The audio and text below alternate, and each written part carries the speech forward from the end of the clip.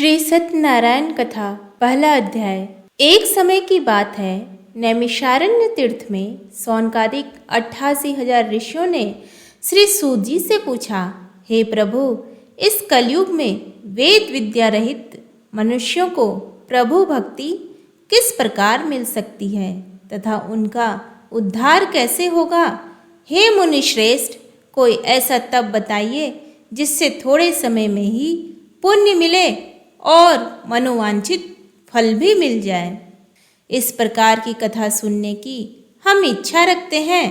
सर्वशास्त्रों के ज्ञाता सूत जी बोले, हे वैष्णवों में पूज्य, आप सभी ने प्राणियों के हित की बात पूछी है, इसलिए मैं एक ऐसे श्रेष्ठ व्रत को आप लोगों को बताऊंगा जिसे नारद जी ने लक्ष्मी नारायण जी से पूछा था और लक्ष्मीपति ने मुनि श्रेष्ठ नारद जी से कहा था।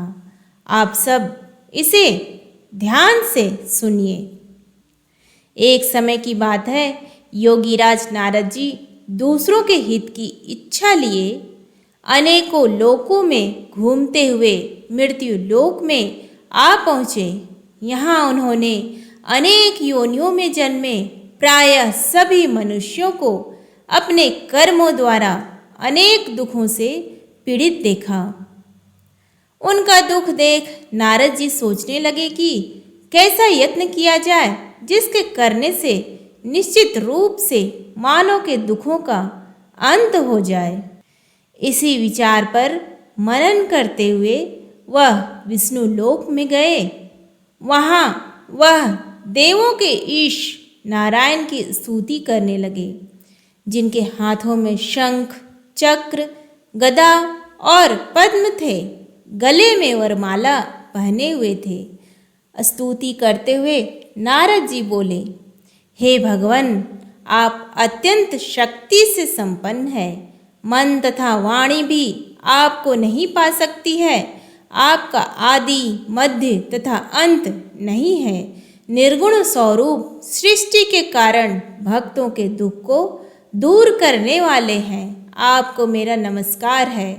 नारद जी की स्तुति सुन विष्णु भगवान बोले, हे मुनि श्रेष्ठ, आपके मन में क्या बात है? आप किस काम के लिए पधारे हैं, उसे निसंकोच कहो। इस पर नारद मुनि बोले कि मृत्यु लोक में अनेक योनियों में जन्मे मनुष्य अपने कर्मों के द्वारा अनेकों दुख से दुखी हो रहे हैं। हे नाथ, आप मुझ पर दया रखते हैं तो बताइए कि वो मनुष्य थोड़े प्रयास से ही अपने दुखों से कैसे छुटकारा पा सकता है। श्री हरि बोले, हे नारद, मनुष्यों की भलाई के लिए तुमने बहुत अच्छी बात पूछी है, जिसके करने से मनुष्य मोह से छूट जाता है। वह बात मैं कहता हूँ, उसे सुनो। स्वर्ग लोक व मृत्यु लोक दोनों में एक दुर्लभ व्रत है जो पुण्य देने वाला है। आज प्रेमवश होकर मैं उसे तुमसे कहता हूँ। श्री सत्यनारायण भगवान का यह व्रत अच्छी तरह विधान पूर्वक करके मनुष्य तुरंत ही यहाँ सुख भोग कर मरने पर मोक्ष पाता है। श्री हरि के वचन सुन नारद जी बोले कि उस व्रत का फल क्या है और उसका विधान क्या है। यह व्रत किसने किया था? इस व्रत को किस दिन करना चाहिए? सभी कुछ विस्तार से बताएं। नारद जी की बात सुनकर श्री हरि बोले, दुख व शोक को दूर करने वाला यह सभी स्थानों पर विजय दिलाने वाला है। मानव को भक्ति व श्रद्धा के साथ शाम को श्री सत्यनारायण की पूजा धर्मपरायण होकर ब्राह्मणों व बंधुओं के साथ करनी चाहिए। भक्ति भाव से ही नैवेद्य, केले का फल, घी, दूध और गेहूं का आटा सवाया लें। गेहूं के स्थान पर साठी का आटा, शक्कर तथा गुड़ लेकर वह सभी भक्षण योग्य पदार्थों को मिलाकर भगवान का भोग लगाएं। ब्राह्मणों सहित बंधु बांधवों को भी भोजन कराएं। उसके बाद स्वयं भोजन करें। भजन कीर्तन के साथ भगवान की भक्ति में लीन हो जाएं। इस तरह से सत्यनारायण भगवान का यह व्रत करने पर मनुष्य की सारी इच्छाएं निश्चित रूप से पूरी होती है। इस कली काल अर्थात कलयुग में मृत्यु लोक में मोक्ष का यही एक सरल उपाय बताया गया है। इति श्री सत्यनारायण व्रत कथा का प्रथम अध्याय संपूर्ण हुआ। सूत जी बोले, हे ऋषियों, जिसने पहले समय में इस व्रत को किया था उसका इतिहास कहता हूँ, ध्यान से सुनो। सुंदर काशीपुरी नगरी में एक अत्यंत निर्धन ब्राह्मण रहता था। भूख प्यास से परेशान वह धरती पर घूमता रहता था। ब्राह्मणों से प्रेम करने वाले भगवान ने एक दिन ब्राह्मण का वेश धारण कर उसके पास जाकर पूछा, हे विप्र, नित्य दुखी होकर तुम पृथ्वी पर क्यों घूमते हो? दीन ब्राह्मण बोला, मैं निर्धन ब्राह्मण हूँ, भिक्षा के लिए धरती पर घूमता हूँ। हे भगवान, यदि आप इसका कोई उपाय जानते हो तो बताइए। वृद्ध ब्राह्मण कहता है कि सत्यनारायण भगवान मनोवांछित फल देने वाले हैं, इसलिए तुम उनका पूजन करो। इसे करने से मनुष्य सभी दुखों से मुक्त हो जाता है। वृद्ध ब्राह्मण बनकर आए सत्यनारायण भगवान उस निर्धन ब्राह्मण को व्रत का सारा विधान बताकर अंतर ध्यान हो गए। ब्राह्मण मन ही मन सोचने लगा कि जिस व्रत को वृद्ध ब्राह्मण करने को कहा गया है मैं उसे जरूर करूँगा। यह निश्चय करने के बाद उसे रात में नींद नहीं आई। वह सवेरे उठकर सत्यनारायण भगवान के व्रत का निश्चय कर भिक्षा के लिए चला गया। उस दिन निर्धन ब्राह्मण को भिक्षा में बहुत धन मिला, जिससे उसने बंधु बांधवों के साथ मिलकर श्री सत्यनारायण भगवान का व्रत संपन्न किया। भगवान सत्यनारायण का व्रत संपन्न करने के बाद वह निर्धन ब्राह्मण सभी दुखों से छूट गया और अनेक प्रकार की संपत्तियों से युक्त हो गया। उसी समय से यह ब्राह्मण हर माह इस व्रत को करने लगा। इस तरह से सत्यनारायण भगवान के व्रत को जो मनुष्य करेगा वह सभी प्रकार के पापों से छूटकर मोक्ष को प्राप्त होगा। जो मनुष्य इस व्रत को करेगा वह भी सभी दुखों से मुक्त हो जाएगा। सूत जी बोले कि इस तरह से नारद जी से नारायण जी का कहा हुआ श्री सत्यनारायण व्रत को मैंने तुमसे कहा। हे विप्र, मैं और क्या कहूँ? ऋषि बोले, हे मुनिवर, संसार में उस विप्र से सुनकर और किस किस ने इस व्रत को किया, हम सब इस बात को सुनना चाहते हैं। इसके लिए हमारे मन में श्रद्धा का भाव है। सूत जी बोले, हे मुनियों, जिसने इस व्रत को किया है वह सब सुनो। एक समय वही विप्र धन व ऐश्वर्य के अनुसार अपने बंधु बांधवों के साथ इस व्रत को करने को तैयार हुआ। उसी समय एक लकड़ी बेचने वाला बूढ़ा आदमी आया और लकड़ियां बाहर रखकर अंदर ब्राह्मण के घर में गए। प्यास से दुखी वह लकड़हारा उनको व्रत करते देख विप्र को नमस्कार कर पूछने लगा कि आप यह क्या कर रहे हैं तथा इसे करने से क्या फल मिलेगा, कृपया मुझे भी बताएं। ब्राह्मण ने कहा कि सब मनोकामनाओं को पूरा करने वाला यह सत्यनारायण भगवान का व्रत है। इनकी कृपा से ही मेरे घर में धन धान्य आदि की वृद्धि हुई है। विप्र से सत्यनारायण व्रत के बारे में जानकर लकड़हारा बहुत प्रसन्न हुआ। चरणामृत लेकर वह प्रसाद खाने के बाद वह अपने घर गया। लकड़हारे ने अपने मन में संकल्प किया कि आज लकड़ी बेचने से जो धन मिलेगा उसी से श्री सत्यनारायण भगवान का उत्तम व्रत करूँगा। मन में इस विचार को ले बूढ़ा आदमी सिर पर लकड़ियाँ रख उस नगर में बेचने गया जहाँ धनी लोग ज़्यादा रहते थे। उस नगर में उसे अपनी लकड़ियों का दाम पहले से 4 गुना अधिक मिलता है। बूढ़ा प्रसन्नता के साथ दाम लेकर केले, शक्कर, घी, दूध, दही और गेहूं का आटा ले और सत्यनारायण भगवान के व्रत की अन्य सामग्रियां लेकर अपने घर गया। वहां उसने अपने बंधु बांधवों को बुलाकर विधि विधान से सत्यनारायण भगवान का पूजन और व्रत किया। इस व्रत के प्रभाव से वह बूढ़ा लकड़हारा धन, पुत्र आदि से युक्त होकर संसार के समस्त सुख भोग अंत काल में बैकुंठ धाम चला गया। इति श्री सत्यनारायण व्रत कथा का द्वितीय अध्याय संपूर्ण हुआ। प्रेम से बोलिए श्री सत्यनारायण भगवान की जय। सूत जी बोले, हे श्रेष्ठ मुनियों, अब आगे की कथा करता हूँ। पहले समय में उल्कामुख नाम का एक बुद्धिमान राजा था। वह सत्य वक्ता और जितेंद्रिय था। प्रतिदिन देवस्थानों पर जाता और निर्धनों को धन देकर उनके कष्ट दूर करता था। उसकी पत्नी कमल के समान मुख वाली तथा सती साध्वी थी। भद्रशिला नदी के तट पर उन दोनों ने श्री सत्यनारायण भगवान का व्रत किया। उसी समय साधु नाम का एक वैश्य आया। उसके पास व्यापार करने के लिए बहुत सा भी धन था।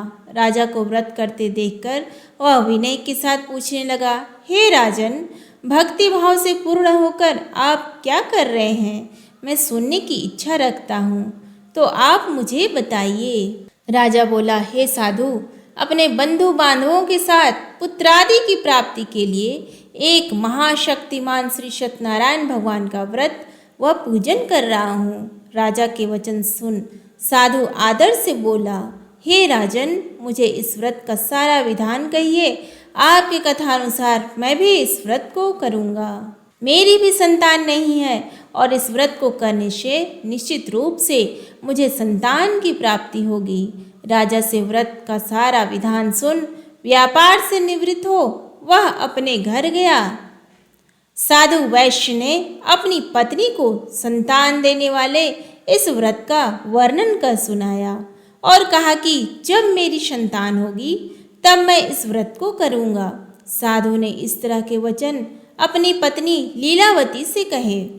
एक दिन लीलावती पति के साथ आनंदित हो सांसारिक धर्म में प्रवृत्त होकर सत्यनारायण भगवान की कृपा से गर्भवती हो गई। 10वें महीने में उसके गर्भ से एक सुंदर कन्या ने जन्म लिया। दिनों दिन वह ऐसे बढ़ने लगी जैसे कि शुक्ल पक्ष का चंद्रमा बढ़ता है। माता पिता ने अपनी कन्या का नाम कलावती रखा। एक दिन लीलावती ने मीठे शब्दों में अपने पति को याद दिलाया कि आपने सत्यनारायण भगवान के जिस व्रत को करने का संकल्प किया था उसे करने का समय आ गया है। आप इस व्रत को करिए। साधु बोला कि हे प्रिय, इस व्रत को मैं अपनी पुत्री के विवाह पर करूँगा। इस प्रकार अपनी पत्नी को आश्वासन देकर वह नगर को चला गया। कलावती पिता के घर में रह वृद्धि को प्राप्त हो गई। साधु ने एक बार नगर में अपनी कन्या को सखियों के साथ देखा तो तुरंत ही दूत को बुलाया और कहा कि मेरी कन्या के योग्य वर देख कर आओ। साधु की बात सुनकर दूत कंचन नगर में पहुंचा और वहां देखभाल कर लड़की के सुयोग्य वाणिक पुत्र को ले आया। सुयोग्य लड़की को देख साधु ने बंधु बांधवों को बुलाकर अपनी पुत्री का विवाह कर दिया। लेकिन दुर्भाग्य की बात यह कि साधु ने अभी भी श्री सत्यनारायण भगवान का व्रत नहीं किया था।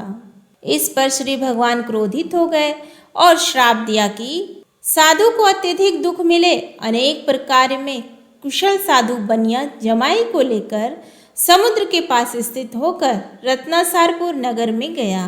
वहां जाकर दामाद ससुर दोनों मिलकर चंद्रकेतु राजा के नगर में व्यापार करने लगे। एक दिन सत्यनारायण की माया से एक चोर राजा का धन चुराकर भाग रहा था। उसने राजा के सिपाहियों को अपना पीछा करते देख चुराया हुआ धन वहां रख दिया जहां साधु अपने जमाई के साथ ठहरा हुआ था। राजा के सिपाहियों ने साधु वैश्य के पास राजा का धन पड़ा देखा तो वह ससुर जमाई दोनों को बांधकर प्रसन्नता से राजा के पास ले गए और कहा कि इन दोनों को चोरों को हमने पकड़ लाए हैं। आप आगे की कार्रवाई की आज्ञा दें। राजा की आज्ञा से उन दोनों को कठिन कारावास में डाल दिया गया। उनका सारा धन भी उनसे छीन लिया गया। श्री सत्यनारायण भगवान से श्राप से साधु की पत्नी भी बहुत दुखी हुई। घर में जो धन रखा था उसे चोर चुरा ले गए। शारीरिक तथा मानसिक पीड़ा व भूख प्यास से अति दुखी हो अन्न की चिंता में कलावती के ब्राह्मण के घर गई। वहां उसने सत्यनारायण भगवान का व्रत होते देखा। फिर कथा भी सुनी। वह प्रसाद ग्रहण कर वह रात को वापस आई। माता के कलावती से पूछा कि हे पुत्री, अब तक तुम कहाँ थी? तेरे मन में क्या है? कलावती ने अपनी माता से कहा, हे माता, मैंने एक ब्राह्मण के घर में श्री सत्यनारायण भगवान का व्रत देखा है। कन्या के वचन सुन लीलावती भगवान के पूजन की तैयारी करने लगी। लीलावती ने परिवार व बंधुओं सहित सत्यनारायण भगवान का पूजन किया और उनसे वर मांगा कि मेरे पति तथा जमाई शीघ्र घर आ जाएं। साथ ही यह प्रार्थना की कि हम सब का अपराध क्षमा करें। श्री सत्यनारायण भगवान इस व्रत से संतुष्ट हो गए और राजा चंद्रकेतु को सपने में दर्शन दे कहा कि हे राजन, तुम उन दो वैश्यों को छोड़ दो और तुमने उनका जो धन लिया है उसे वापस कर दो। अगर ऐसा नहीं किया तो मैं तुम्हारा धन, राज्य व संतान सभी को नष्ट कर दूंगा। राजा को यह सब कहकर वह अंतर ध्यान हो गए। प्रातःकाल सभा में राजा ने अपना सपना सुनाया। फिर बोले कि वणिक पुत्रों को कैद से मुक्त कर सभा में लाओ। दोनों ने आते ही राजा को प्रणाम किया। राजा मीठी वाणी में बोला, हे महानुभावों, भाग्यवश ऐसा कठिन दुख तुम्हें प्राप्त हुआ है, लेकिन अब तुम्हें कोई कुछ नहीं कर सकता। ऐसा कह राजा ने उन दोनों को नए वस्त्राभूषण भी पहनाए और जितना धन उनका लिया था उससे दुगुना धन वापस कर दिया। दोनों वैश्य अपने घर को चल दिए। इति श्री सत्यनारायण भगवान व्रत कथा तृतीय अध्याय समाप्त हुआ। सूत जी बोले, वैश्य ने मंगलाचार कर अपनी यात्रा आरंभ की और अपने नगर की ओर चल दिए। उनके थोड़ी दूर जाने पर एक दंडी वेशधारी श्री सत्यनारायण ने उनसे पूछा, हे साधु, तेरी नाव में क्या है?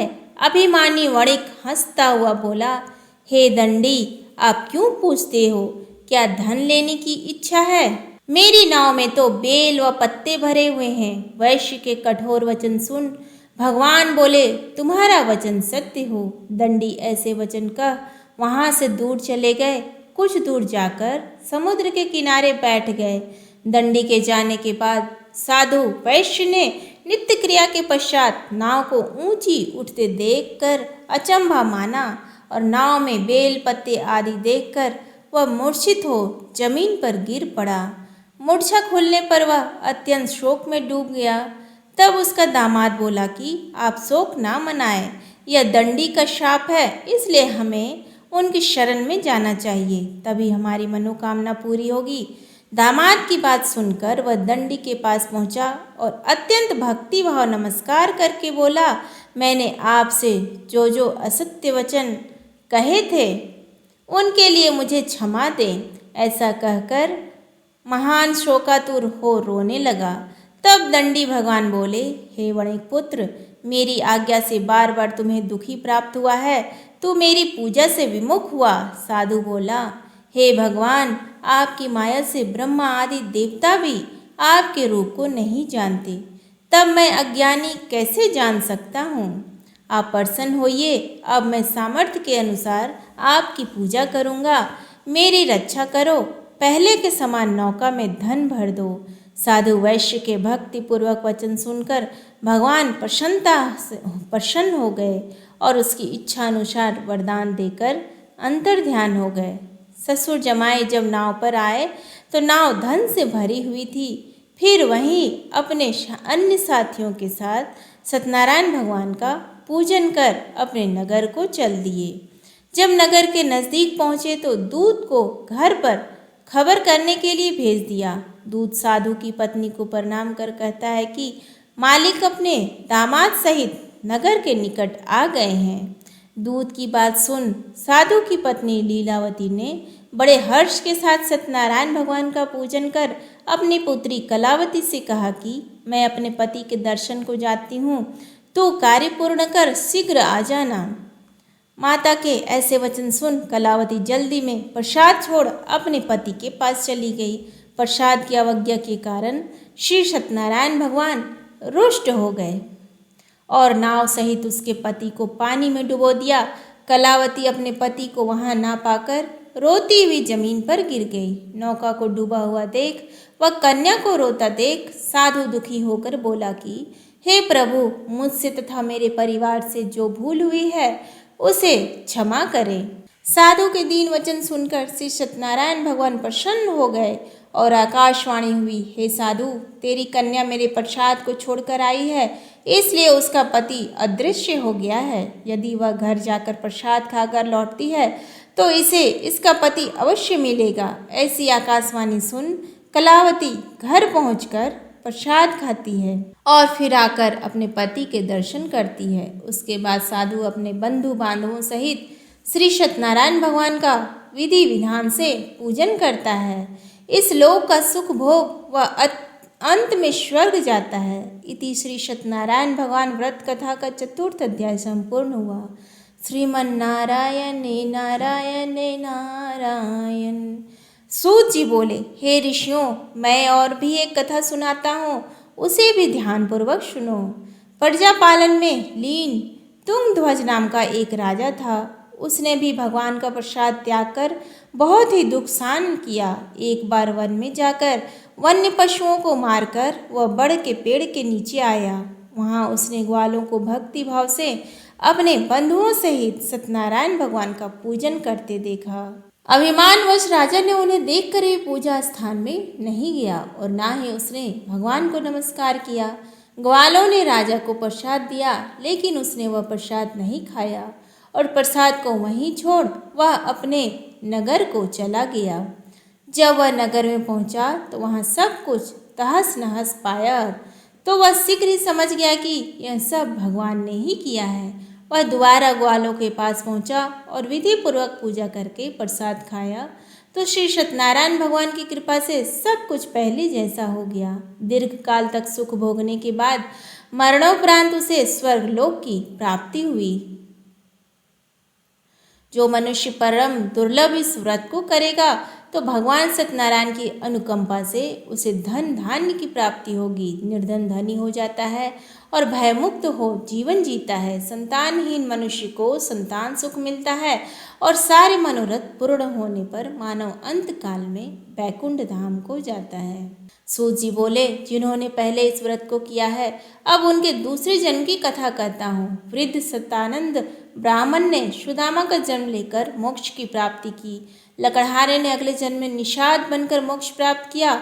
उल्का मुख नाम का राजा दशरथ होकर बैकुंठ को गए। साधु नाम के वैश्य ने मोरध्वज बनकर अपने पुत्र को आरे से चीरकर मोक्ष पाया। महाराज तुंगध्वज ने स्वयंभू होकर भगवान में भक्ति युक्त हो कर्म कर मोक्ष पाया।